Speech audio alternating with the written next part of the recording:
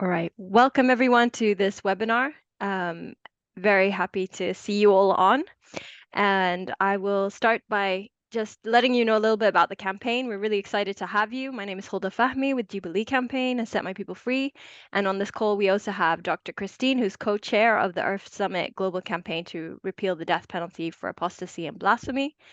And we also have Ambassador Hussain with us, the Ambassador at Large for Religious Freedom for the US. And we're very happy to have Ambassador Jan Figel, former EU Special Envoy. And we have Kola Alapinni, who's an international human rights lawyer currently representing Yahya Sharif Aminu, whom the Nigerian government is detaining and who could face the death penalty. He already helped overturn the death penalty, but it's gone back to the court, so he could face it again. So he's appealing to the Supreme Court. We also have Mansour Borji, who is the director of Article 18, who works on Iran. And we also have a lot of our colleagues who work on these issues. So we're really thankful to have you here. I just wanted to hand it over to Christine, but just briefly, this campaign started actually when we kind of united on the 10th of October, which is World Day Against Death Penalty. But we wanted to raise, many of us work in the religious freedom space, and we work on repealing apostasy and blasphemy laws. And we noted that at least 12 countries have the death penalty for apostasy or blasphemy. And while international law does allow for the death penalty in certain very, very limited cases, there's still so many countries that not only criminalize apostasy and blasphemy, but also sanction the death penalty. And we're thankful for a parliamentarian, Joel Veldkamp from the Netherlands, who kind of pushed for this in the parliament in the Netherlands, and Ambassador Duma, who was the former religious freedom envoy, who also worked on this case. And it was brought to the ERFBA Alliance, where Australia is leading the campaign to repeal the death penalty. They released a statement at the Human Rights Council in March, back in 2022. And then following the summit, this campaign was kind of started.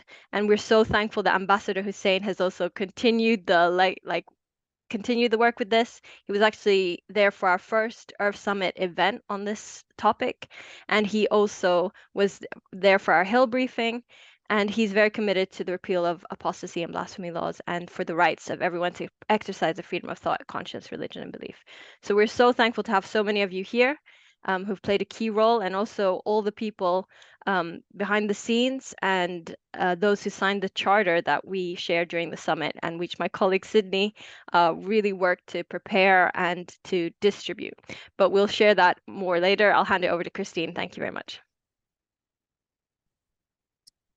Thanks so much, Hulda. It has just been a pleasure and an honor to co-chair the campaign to eliminate blasphemy and apostasy laws alongside Hulda and Sheikh Mukhtar, who is a survivor himself right now, just welcoming a new baby, got married recently. And so we see that our work really is so instrumental in the lives of so many people around the world, including Mr. Mukhtar.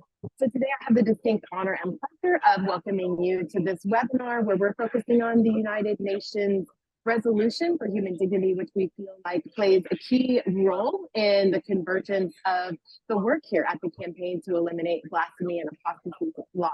So I'd like to give you just a little bit of background on how this webinar came together, and then of course introduce you to our fantastic speaker lineup today. So just to give you a little bit of background, the campaign to eliminate blasphemy and apostasy laws, as Hulda mentioned, really last year and the year before that at the UNGA focused on repealing the death penalty for blasphemy and apostasy. We were able to get strengthened language in a resolution on extrajudicial killings, and even get language in there according to a human right, which hadn't been in before. Now this time around in the 78th UNGA, we'll be focusing on continuing to strengthen that language and potentially even adding freedom of religion or belief, thought, or conscience specifically into that bill. We're facing some headwinds this year, and so we'll be able to talk about that a little bit later. And if you're interested in joining us in that UN work, please feel free to join us on the campaign to eliminate blasphemy and apostasy laws. I currently serve as the Special Assistant for Global Engagement with the International Religious Freedom Secretariat alongside of this campaign work, and was really excited to be able to meet and speak with Ambassador Figel again at the ministerial meeting in Prague, which is sort of where this entire idea came together. So Ambassador Figel is really heading this introduction of the UN resolution to codify a Human Rights Day or Human Dignity Day, and he'll speak a little bit more about that. The Human Dignity Day executive summary of this resolution. So it is proposed that the United Nations General Assembly will adopt a resolution establishing the 10th of June as an international day affirming human dignity for everyone, everywhere, to commemorate the 75th anniversary of the Universal Declaration of Human Rights, and to complement the United Nations observance of Human Rights Day each year on the 10th of December.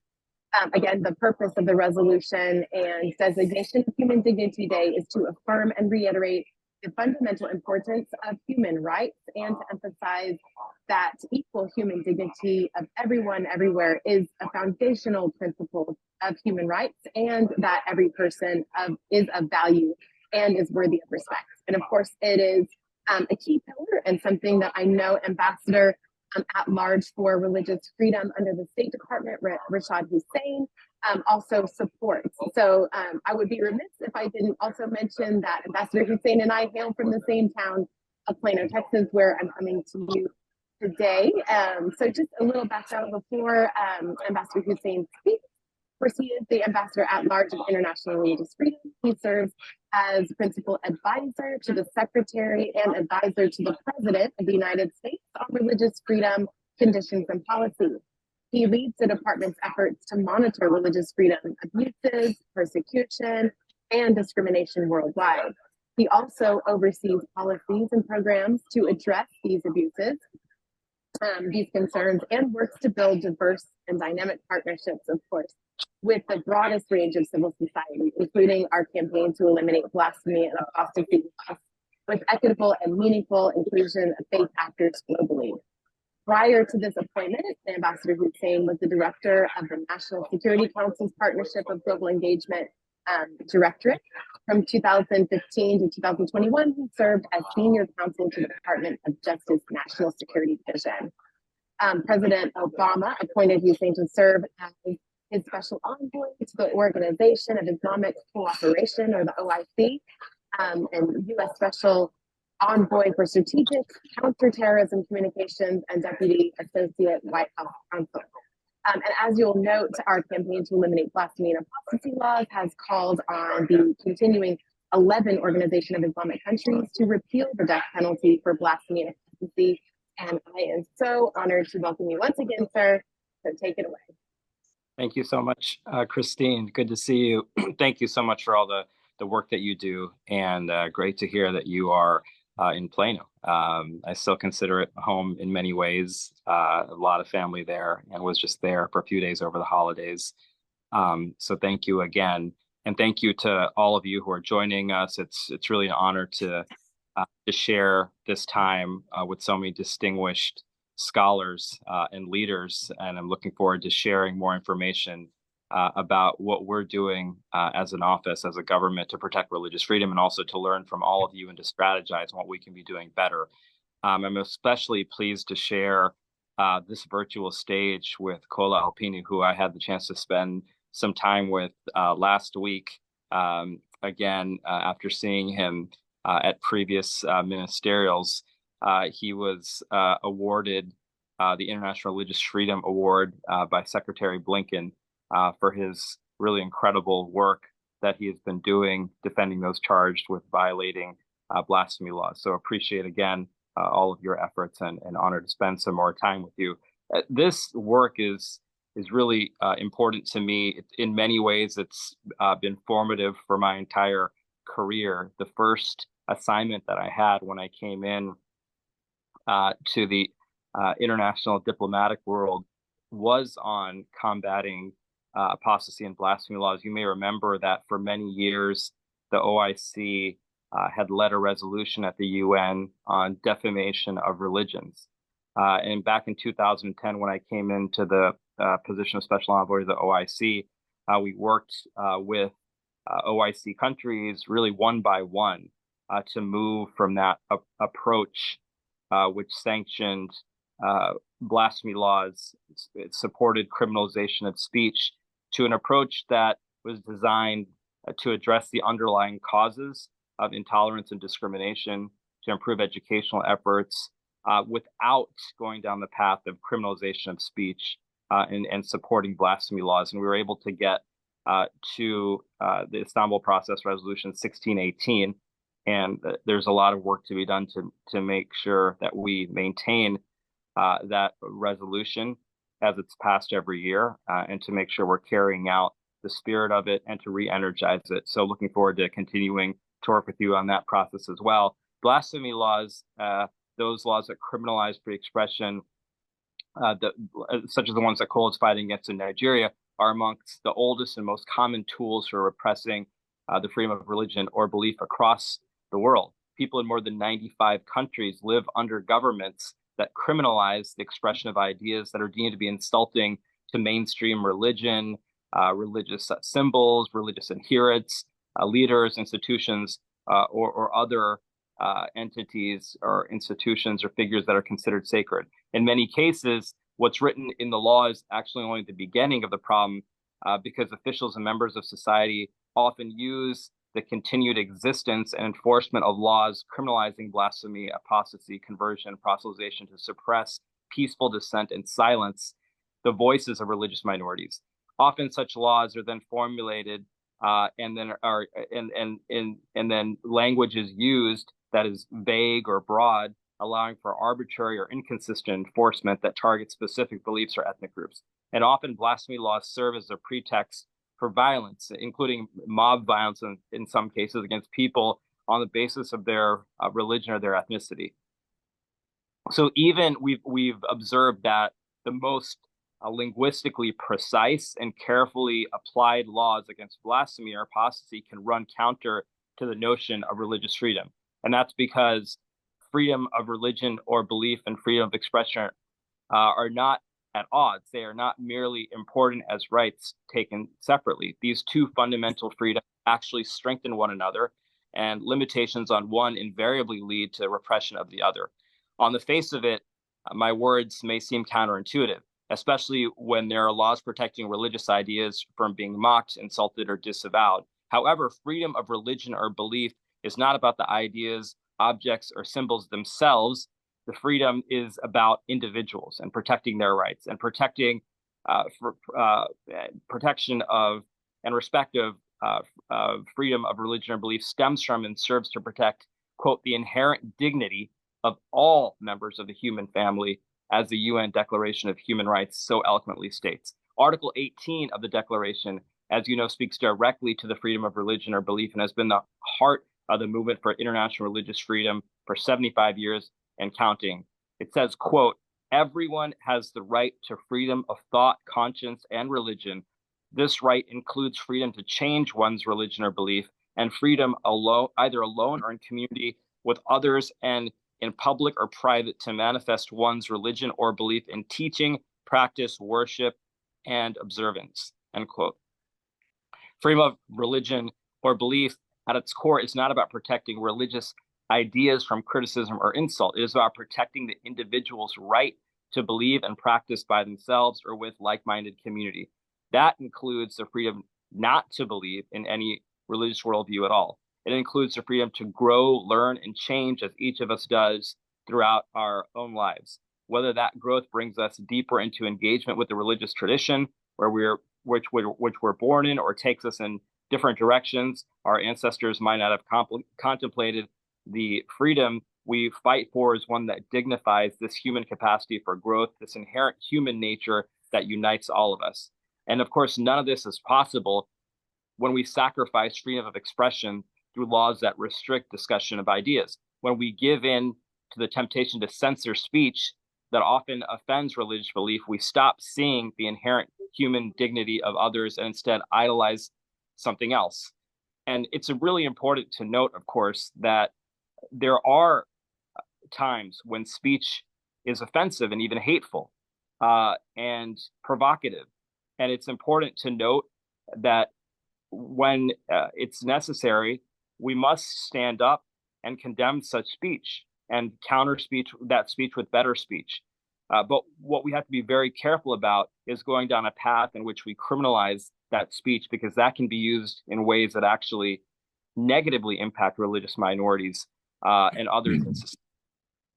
So these concepts are rooted and important and worthy of protection, but their importance is rooted in their role in allowing people to express their beliefs and values. One of the reasons laws that criminalize blasphemy are so widespread is that in different forms, they stem from two distinct impulses. First is an authoritarian impulse to control all thought, all expression, all belief, and all behavior.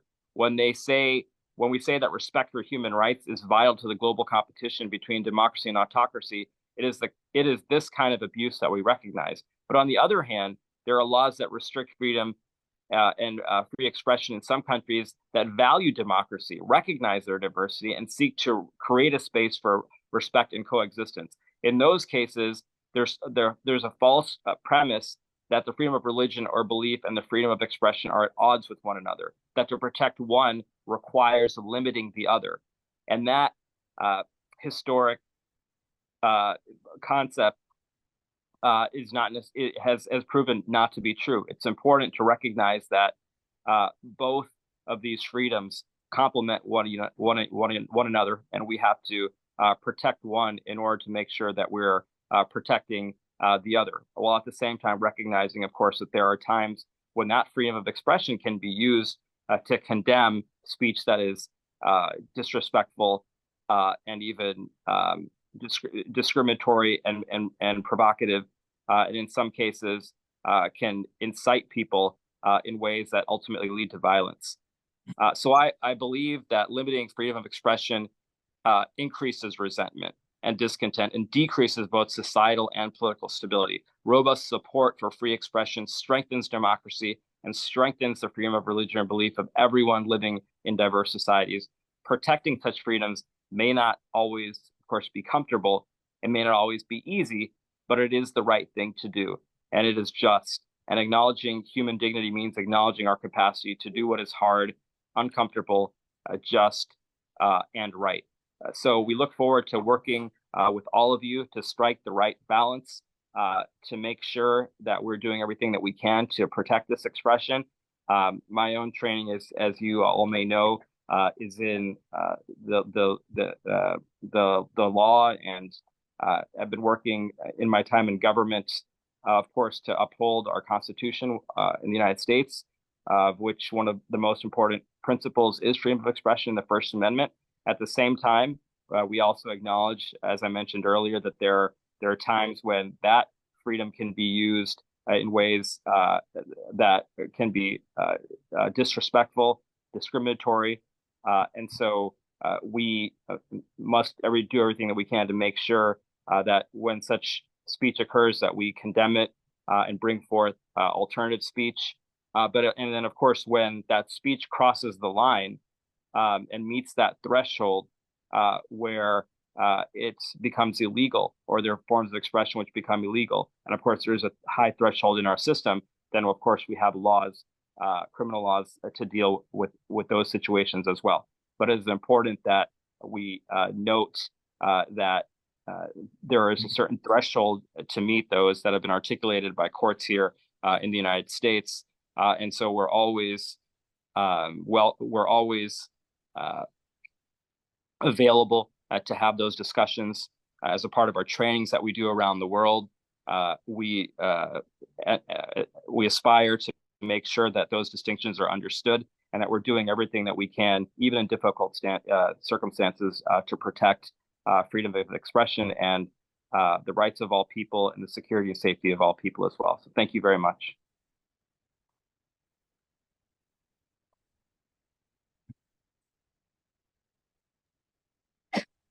Thank you very much, Ambassador. Those are great distinctions that you mentioned. I think that is some of the fear of limiting speech, around the world, that there wouldn't be any protections. And so I'm glad that you illuminated that for us this time. Again, thank you so much for joining. It's always an honor to be with you.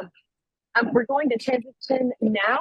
I would love to introduce my friend and colleague, Ambassador Jan Figel. Jan and I had a brilliant time in Prague recently at the International Religious Freedom or Belief Alliance ministerial meeting, which took place in November, right after the American Thanksgiving holiday. We were so excited to be there. It was kind of like living in a real life snow globe, if you can imagine that. I absolutely loved just the hospitality of the Prague government, of the Czech government, and really was excited to be there. Ambassador Figel is just a stellar hero in many respects for this religious freedom movement, and I'd like to introduce him now. He's a Slovakian politician who has been heavily involved in Slovakian and European affairs. Most notably for our group, and from 2016 to 2019, he served as special envoy for the promotion of freedom of religion outside the EU. A former European Commissioner for Education, Training, and Culture, Mr. Figel has also held other notable positions, such as the Secretary of State of the Ministry of Foreign Affairs and was the chief negotiator for Slovakia's accession to the EU. Ambassador Figel started his career when he joined the Christian Democratic Movement Party in 1990 and was elected 2 years later as MP to the National Council of the Slovak Republic, serving on its Foreign Affairs Committee and becoming a member of Slovakia's delegation to the Council of Europe. In 1998, he left his parliamentary seat and was appointed Secretary of State of the Ministry of Foreign Affairs. At this post, he also served and led Slovakia's accession negotiations with the European Union. As State Secretary, Ambassador Figel was also the representative to the Slovak government in the European Convention, which was drafting the European Constitution at the time. And if that wasn't exciting enough, from 2004 to 2009, Ambassador Figel served on the European Commission as Commissioner for Education, Training, Culture, and Multilingualism, with a brief stint as Commissioner of Enterprise and Information Society. Ambassador Figel stepped down from his commission post in 2009 following his election as leader of the Christian Democratic Movement of Slovakia. And we are just so thrilled that he has continued to be a stellar voice in this movement. He is leading the way and recently had an opportunity to speak at the United Nations headquarters at New York regarding this resolution on codifying a day of human dignity. And we're really excited about the convergence of both this resolution and the campaign to eliminate blasphemy and apostasy laws. Thank you so much for joining us, sir. Take it away. Thank you. Thank you, Christina. I hope you can all hear me. I wish you successful and happy and creative new year. I'm glad to support the work of the International Religious Freedom Secretariat, and Christina is now representing this civil society institution, very important for the summit next week in Washington. I hope to meet some of you and surely probably Ambassador Rashad Hussain. I recall years of work in tandem with David Saperstein and then Sam Brownback, and now I'm glad to follow your introduction or presentation, Ambassador Rashad. What to add, or I would come from different angle to the same conclusions. Core of or base of peace in today's world is justice. Without justice, no peace. And core of justice is respect to human rights of everyone, everywhere. And of course, if we look deeper in time of divisions, polarization, conflicts, and wars, the roots of or foundational principle of our rights is our dignity. Dignity is mentioned in the United Nations Universal Declaration on Human Rights 5 times, not only in the preamble, but also in articles, 5 times. In time of Second World War, there were only 5 countries having expression of dignity in their constitutions. After war or currently, we have over 160 160 United Nations member states with constitutional expression on dignity, including the largest country, India. I think that's very important, not only signal, but common ground. And we need to get from common ground to common future, which is peaceful future, more humane 21st century. Therefore, I'm working with a group of like-minded experts and leaders on promotion of human dignity within the important institutions like United Nations, whether in Geneva or in New York, because we need to deepen or promote culture of human dignity. Why it is so important? Because my dignity is source of my rights, but also my duties. Without duties, how can I claim my rights?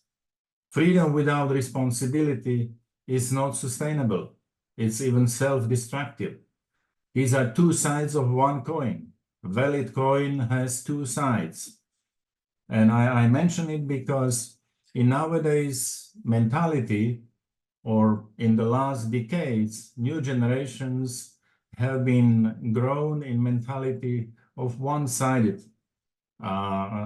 coin or relations. I want my rights. And we have to get back to the balance, because without balance, we get into crisis.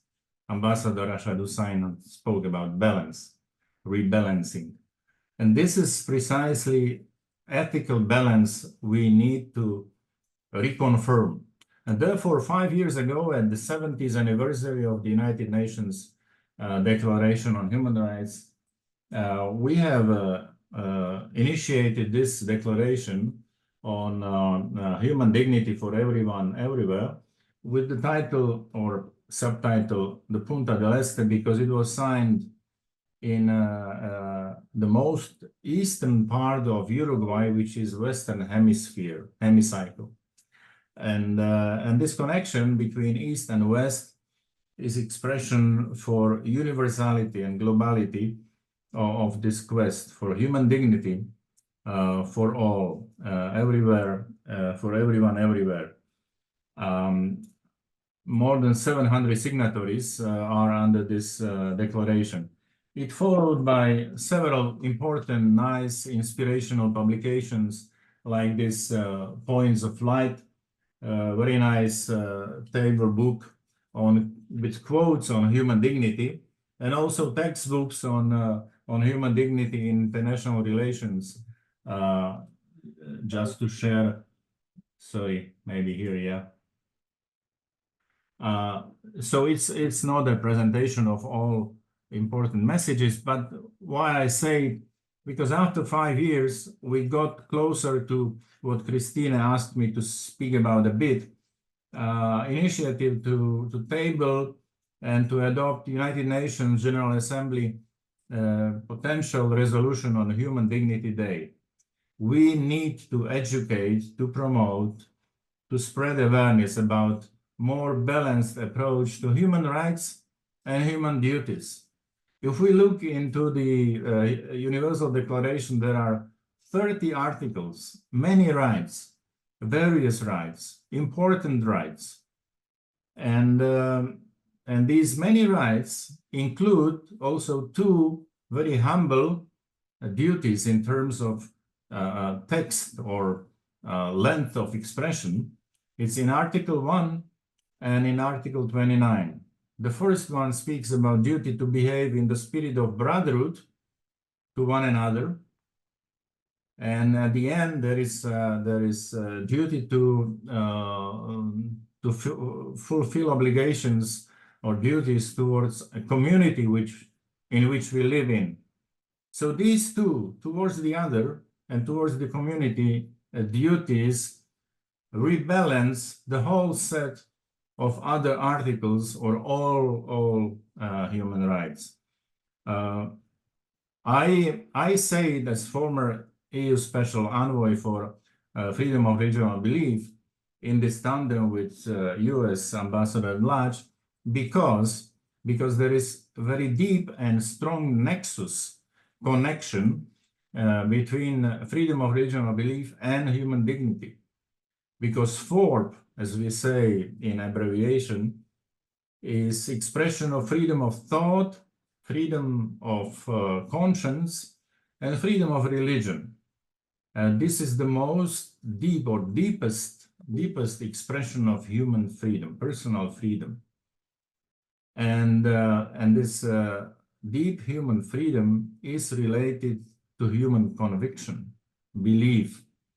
And if this freedom is respected, then the subsequent freedoms of expression, of press, media, association, freedom of assembly, freedom of property, will be or should be respected as well. But if the primary freedom, which is freedom of religion or belief, is not respected, then the secondary, tertiary issues surely will not be respected.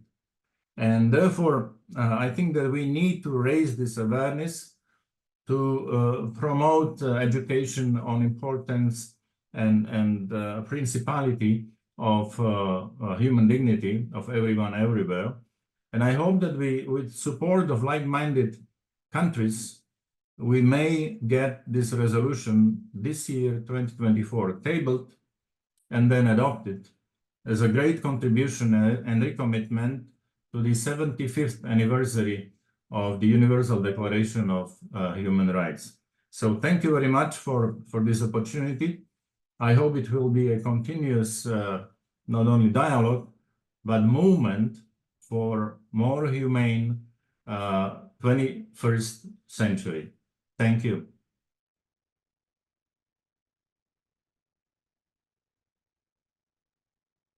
Absolutely. It has been an honor to have you join us this morning. Jan Figel, thank you so much for your work, and we look forward to joining forces with you to continue to see this resolution into fruition at the 78th UNGA this year. Thank you so much. I'm going to pass the mic over to my co-chair, Holda Femi, now to introduce Kola Alapinni, who is an international human rights attorney from Nigeria, and as Ambassador Hussain mentioned, just received a phenomenal award from the State Department. Go ahead, Holda. Thank you, Christine. Thank you, Ambassador Jan Figel and Ambassador Hussain, for your really great remarks.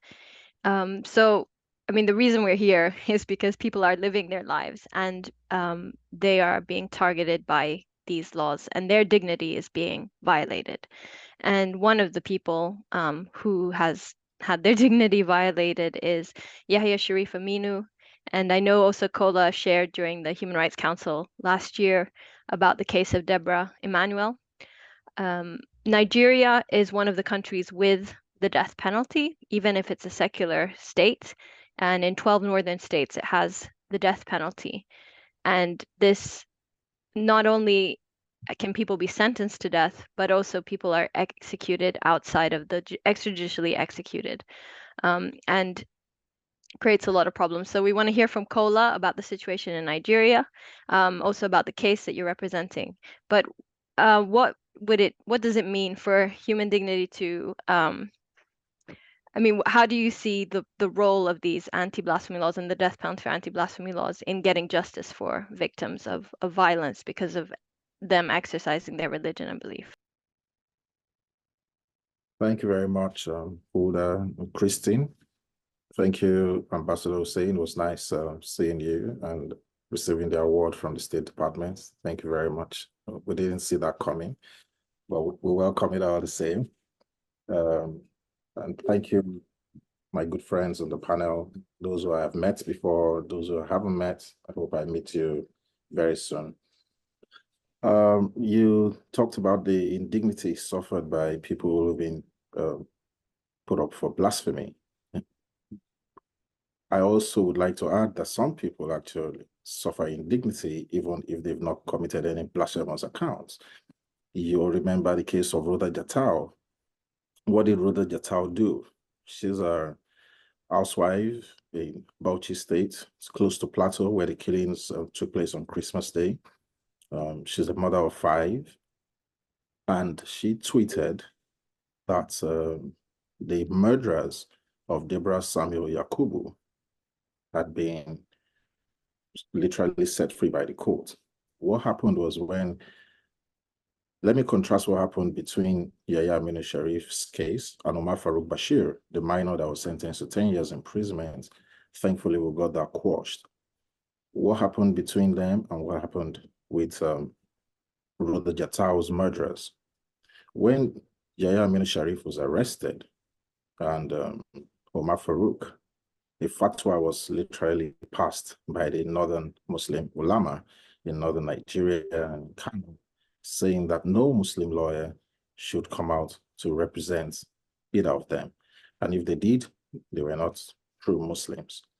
Also, our colleagues in Northern Nigeria, whether Christian or Muslim, were fearful for their lives because the mob could come and burn down your house or destroy your office, or your family will be in danger.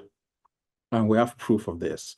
In 2015, 2 of my Muslim colleagues on the legal team that represented Yahya Aminu Sharif were defending a group of gentlemen who were arrested for blasphemy and charged to court. Because the mob felt that the court may have some sympathies for these people, the mob charged into the courtroom and set the court on fire, set the police station on fire, and everybody ran for their lives. Eventually, the court sat in a secret location, which I can now reveal to you. The court sat inside Kano prisons. That was about the most secure place in Kano State to, continue with their proceedings. That tells you why a couple of our colleagues refused to come out. It wasn't as if they didn't want to defend Yahya Aminu Sharif or Omar Farouk, but it was the fear for their lives was real. If the mob can go and attack the courtroom and burn down the police station, what can't they do to your office or to the house where you live? They did it to Yahya Aminu Sharif. The mob went to his house and literally destroyed it. Even when the father was willing to submit him to the Islamic police.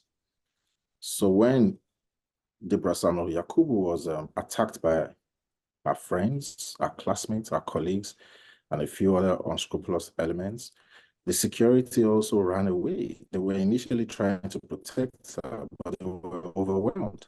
So the security of the teacher training just faded away for their lives. And it took, one throw of the stone there, one stick there, till Deborah fell. And eventually someone found petrol, someone lit the match, and Deborah was murdered. In contrast, the police arrested 2 or 3 people and charged them for a much flimsy offense, public disturbance, instead of charging them for murder. So that tells you the sympathy of the state towards people who are trying to protect the regime, the Islamic regime. And a professor of law led 33 other lawyers. 34 lawyers turned up in court to argue for their bail application, whereas nobody turned up for Yahya Aminu Sharif. We have what they call the Legal Aid Council in Nigeria, which is a government body where if you don't have any money, the state arranges for you to have a defense. Even the lawyers of the state who were afraid for their lives, and they didn't turn up for Yahya Aminu Sharif and Omar Farouk. It's in the court records because the court adjourned 3 times. And they sent messages to the Legal Aid Council for the states to provide representation. But no lawyer dared to show their face. And eventually, the Sharia court judge convicted without legal representation. He was under pressure from the Muslim ulamas who thought he was having sympathy for Yahya Aminu Sharif and Omar Farouk, and he committed a legal blunder by sentencing a man to death without legal representation, which of course worked in our favor when we went on appeal. So when we went on, eventually, to conclude the story of Brother Jatau, the state refused to prosecute because it was left in the hands of the police prosecutors. So the police refused to turn up in court about 3 or 4 times, and the court kept on adjourning. Eventually, the matter was struck out of court for lack of diligent prosecution. That was what got Brother Jatau in trouble.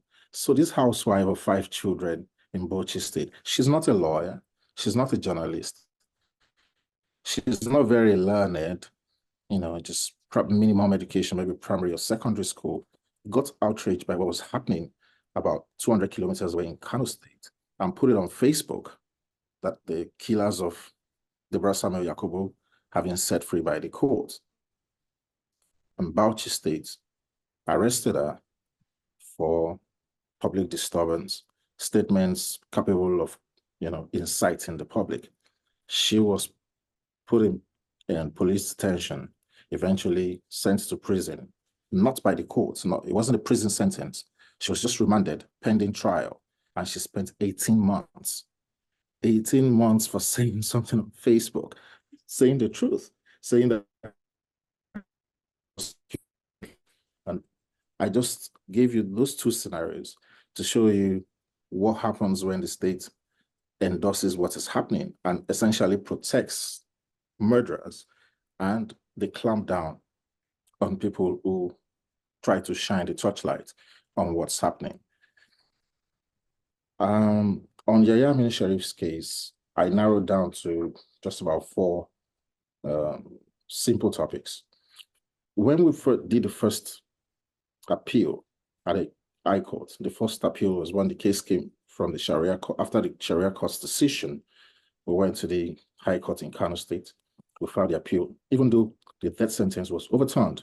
The court made a very outrageous statement and said, because one of the sections of the Constitution which we cited was Section 10, and Section 10 of the Constitution of the Federal Republic of Nigeria says that no state government or federal government must endorse, and essentially must promote one religion above the other. Essentially what we're saying is that Nigeria has no state religion. But in practice, what Northern Nigeria was trying to do was to endorse Sharia law and promote it as a state religion. Otherwise, why would the governor of a state like Kano State wear the uniform of the Islamic police, you know, and address them and say, oh, you have to confiscate more alcoholic drinks, we'll reward you for that?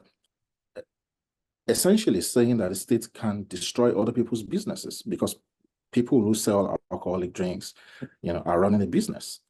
Interestingly, Kano State and in Northern Nigeria collect value-added tax on alcoholic drinks. They don't say no to the taxes.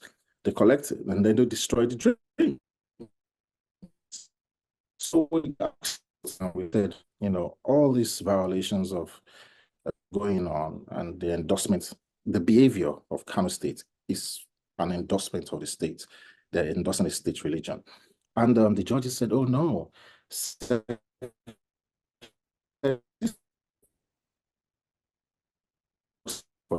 it's fancy, it's an ideal. So we appealed to the Court of Appeal, which was the second highest court in Nigeria. It is the second highest court in Nigeria. And the appeal court rebuked the High Court strongly and said it is mandatory. Section there was for protection of all religions in Nigeria. So we won that very significant victory. First time that it was going to be stated so openly by superior courts in Nigeria. However, the judges could not agree amongst themselves. If you read the judgment of the Court of Appeal, they couldn't agree amongst themselves if Nigeria was a secular nation or a multi-religious nation or not. However, it gives me great pleasure when I was listening to the Attorney General of Nigeria in Geneva during the UPR session, where he firmly stated that Nigeria is a secular state. That's the first time in a very long time that a senior government official is coming out openly to say such a thing at the federal level. We also, are seeking to obtain clarification from the Supreme Court whether, sorry, I think I already dealt with that. We're seeking to clarify, because there's a provision in the Constitution of Nigeria which limits Sharia law to just Islamic personal law. We've asked the Supreme Court to interpret this, and if the Supreme Court does give a judgment on that, then everybody knows where we stay, because curiously, we say we're a secular nation, but Nigeria is a member of the Organization of Islamic Countries. So how can we be a member of the OIC and still be a secular nation? We also are talking about the rights, the dignity which Ambassador Jan Figel was talking about. Section 34 of Nigerian Constitution promotes the rights to dignity. So how can we have in the 12 northern states the Sharia law, which has been codified into this codification of Sharia law, it doesn't have the same strength as the Constitution. Law. So you now put in the law at the state level. If you do this, 40 lashes of 40 lashes. If you steal, we cut off your right hand. If you steal again, we cut off your left leg. If you commit adultery, you'll be stoned to death. And we are now saying all these are violations to Section 34, which talks about the right to dignity. I just made inference to that because Ambassador Figel spoke about it. We also reminded Nigeria of our obligations under international law, the ICCPR, the Child Rights Convention, etc., and General Comments 34 on Article 19. So that's the summary of where we are at the Supreme Court. We hope Ambassador Hussain will use his magical powers to press on the government to give us a speedy date for hearing the case of Yahya Amini Sheriff. Is very, very important.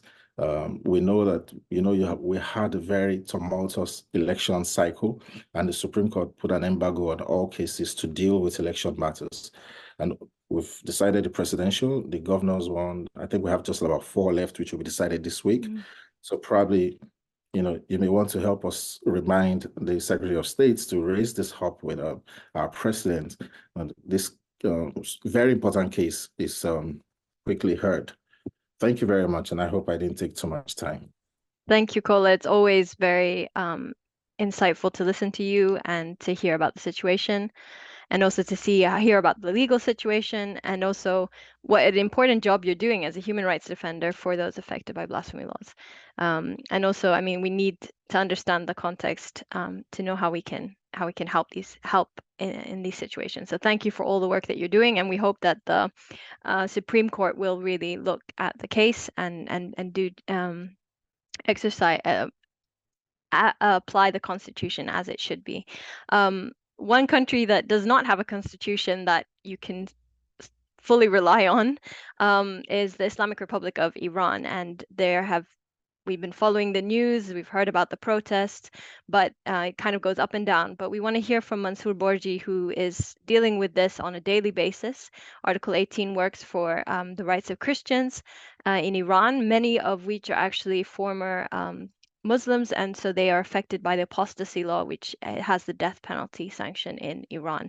And I know yesterday we heard the sad news of Mohammed Gobadlu. I don't know, my Persian is not that great, but for exercising the freedom of conscience. So we welcome your remarks, and if the ambassadors have time, we might go over a little bit just to have some questions with you, if that Dr. Christine will lead. But we'll welcome Mansour. Thank you so much for being here and for really, welcome. Here you go. Well, thank you very much for the invitation. I'll try to be short and concise. Wonderful remarks and great insights from Ambassador Hussain, Ambassador Figel, and honorable panelists. I'm risking here to state the obvious, but I find it always helpful to set the scene in some context as to the context of Iran and how it relates to the apostasy laws and human dignity. You very helpfully referred to the most recent incident of execution just yesterday. One of the protesters was among I think he was the 9th protester of the recent popular uprising in Iran, who was executed. And on average, Iran for the last year has executed 2 people every day. And when it comes to the issue of apostasy, Iran does not fit into the category of countries that have codified laws against apostasy, although there were attempts about this in 2008. But there are indirect laws that there are important provisions in the Iranian constitutions that create a de facto stance on the punishment of apostates. Firstly, it's the Article 12 of the Iranian constitution that declares the country's official religion is Islam, and the Shia Islam is the chosen doctrine. Other mainstream Islamic schools of law are given the full respect, according to the constitution, to exercise their tradition. However, apostasy to any other religion, according to the penal implied laws, articles of 168 and 167, is punishable. So in matters that the civil law is quiet, and the Islamic jurists or the judges and the revolutionary courts do not have access to direct codified laws to penalize apostasy, they can refer to the fatwas or the religious edicts by credible grand ayatollahs. And in this case, I think what this panel and the international community, NGOs can do is, I think, something that I'd like to highlight here, and the change and the difference that it can make in many people's lives. So in 1994, we had, for instance, Reverend Mehdi Dibaj, who spent 9 years in prison on the charges of apostasy. Eventually, when his sentence was to be carried out, he was a Christian from a Muslim background. The charges were dropped following an international outcry. Although he was later on, 6 months later, executed extrajudicially, but nonetheless, the significance of international pressure, reminding of countries like Iran of their obligations and the sensitivities around this, makes those governments careful about using that provisions in the constitution to apply apostasy punishment and death penalty. In other cases, we have in recent years, in 2010, we had Yusuf Nadarkhani, another Christian convert, who was sentenced to death yet again because of the international outcry and demands of the international community. Iran dropped charges against him.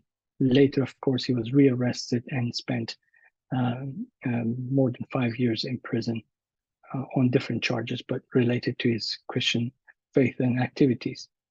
So, but what is significant for us is the role of the international institutions and human rights organizations to highlight these cases and remind states that are signatory to international conventions and including ICCPR, that freedom of religion and belief, as it was very helpfully reminded to us by Ambassador Hussain, they have to apply those guarantees and safeguard them in their countries.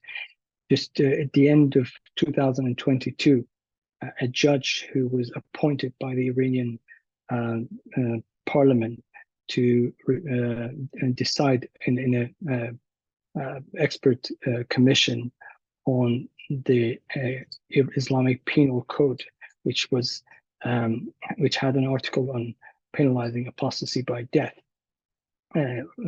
stated in an interview that it was this particular clause in the Islamic Penal Code was supposed to be included, but it was left out for the fear of international pressure.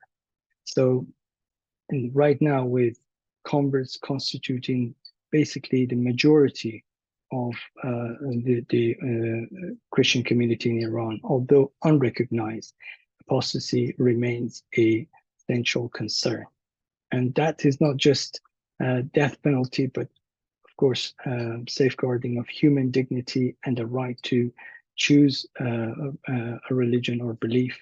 It can have other pressures and intimidations by the states who are violating those rights, including, of course, employment rights, including freedom of speech, as it was mentioned. But the power could be abused in many different ways.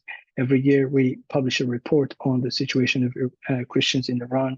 This is, of course, the 2023. I have a hard time to somehow show this. The new one for 2004 will be launched just in a month's time, 20th of February, which highlights many instances where individuals, mainly converts, rights to freedom of religion or belief is being violated in multiple ways. And I invite you to join us if you can, if you're in the UK, but otherwise we'll be happy to send you copies of these reports. I hope I've not overstepped my time boundaries, but over to you. Thank you, Mansour. Thank you very much for sharing about Iran and keeping it on the agenda and keeping it on our minds. And like what we see is people are just living their life. They're choosing what they believe. They're following their conscience. They're not. So the states have a choice. Either they're going to let them live peacefully and with dignity, or they're going to criminalize it and spend all their efforts and energy on targeting people just for choosing how they want to believe, what they want to believe, who they want to love, who they want to follow, what religion or belief they want to practice. So I'm very impressed by the courage of the Iranian people and their willingness to live according to their conscience, regardless of the state not recognizing that inherent human right or their inherent human dignity. So now I think we'll go over to our question time. Like we mentioned in the beginning, this year, I mean, in addition to the human, sorry, I got a little text message here from Ambassador saying he has to step out. If you just want to say any last words, Ambassador, or we just wave and say thank you for your remarks. I just want to thank everyone again for all of the work that's happening. This is difficult work that doesn't yield the changes that we want to see overnight. And in fact, in some respects, we are the last line of defense as things head in a worse direction. So I just want to be very open and acknowledging of the fact that we have to continue the fight. We go through these periods in human history where we make progress, and then there's a response to that progress, and there's pushback. But we have to just continue to keep fighting that fight. And the last thing that I want to say is that I think sometimes our efforts are misunderstood, and even religious communities around the world see us doing something counterproductive toward religious freedom. And I think one of the things that we can always be mindful of, which is consistent, I think, with our work, is to just always be respectful and acknowledge the fact that some of the expression that's out there is a form of hatred, and that should be condemned. The recent burnings of the Quran, for example, and other holy texts, we condemn those. So it's not a matter of being against religion. In fact, the principles of protecting religious freedom, respecting religion, but then also respecting the rights of those who may have other beliefs are all consistent goals. And I think that the more we can find alignment in our work, the better that will be. So thank you again. Thank you to Hulda and Christine for organizing us, and to Kola and to Mansour and Ambassador Figel and the other speakers. We're really looking forward to staying in touch and continuing our work together. Thank you very much, Ambassador. What a wonderful time that we've had here today, just reminding ourselves of our very important work, and just really excited to have been joined by such heroes in this movement.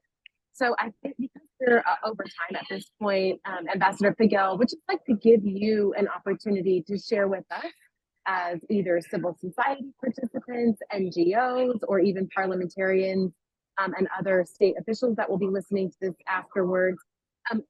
Can you give us a little preview as to what the state of affairs is with the passage of the resolution on human dignity and how we might be able to be of service, how we might be able to be in getting the passage of that?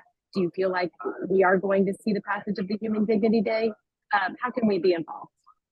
Yeah, thank you. Thank you, Sequencia. I want to share answer on what you say or ask now, some sort of feedback or update, and also to answer the question which was put in the chat, because I think it would seem like we avoid or don't care about this sort of dialogue there.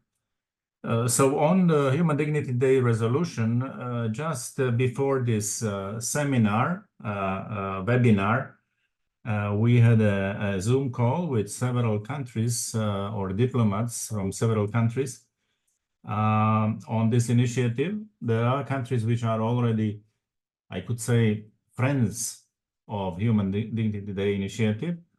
When time comes, they will decide whether yes or no is their position, formal position. But countries like Uruguay, Indonesia, Gambia, Kenya, Slovakia participated today in this exchange of views. We will have a special event next Tuesday in Washington, D.C. during summit. So it's also an invitation or signal on importance of this point on overall agenda. I think what we need to achieve, and you mentioned it in your question, is a global religious freedom movement where civil society, governmental, parliamentary forces, organizations, entities work together towards the same direction, towards the same objective. I would love to say, and please understand me correctly, we need religious freedom global climate change, which means understanding of importance and real action, because millions of people, or hundreds of millions, better to say, suffer from lack of religious freedom. It's form of oppression, persecution, discrimination, etc. This is worldwide reality. And then there is a question. We will move relatively soon until springtime from discussion time into formal tabling of this draft resolution, which is ready. And then process in General Assembly will lead towards vote or consensus, I think, on this important initiative. But please allow me to say something on the point on going to paradise. Or question is, how long do we defend God? Does God need someone to defend him, etc.? God doesn't need our defense, but he sent us to defend those who are defenseless, voiceless, helpless. And that's important. Religious freedom is important for believers and non-believers, for all. Because if we understand religious freedom as important only for religious communities, it's a wrong, false interpretation. Religious freedom is important for people from A to Z, for atheists up to Zoroastrians, if I may say so. So it should be issue for all. And once again, I would like to encourage all, not only in this webinar, but all people of goodwill to raise voice, to say what is important in our time of persecution or conflicts.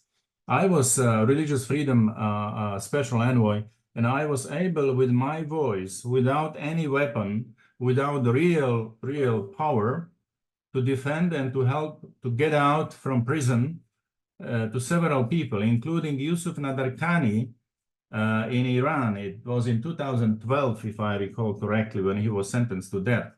then man in Cuba who is living now in Florida, one woman in Pakistan, several persons in Sudan.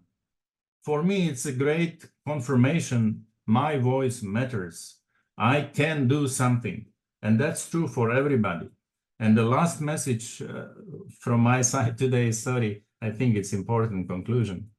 Evil is so successful and influential today because it has many strong allies, but these allies are omnipresent. It's indifference, ignorance, and fear.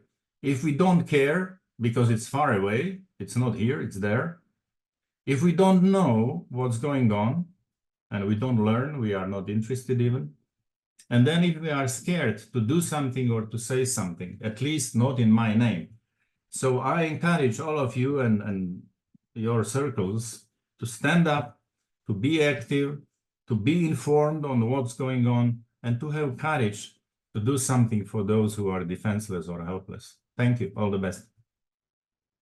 There's no better way to end the webinar than the words that you've just spoken, sir. So we will allow you to have the last word. Thank you so much to everyone for joining us today. Enormous thank you to our panelists who have been able to share their life's experience and their life's work with us today. We will put our contact information in the show notes. So if you so choose to be able to join us in this fight, please feel free to reach out to either Hulda or myself. We would love to welcome you into the movement. Again, thank you so much, and we will see you all again very soon.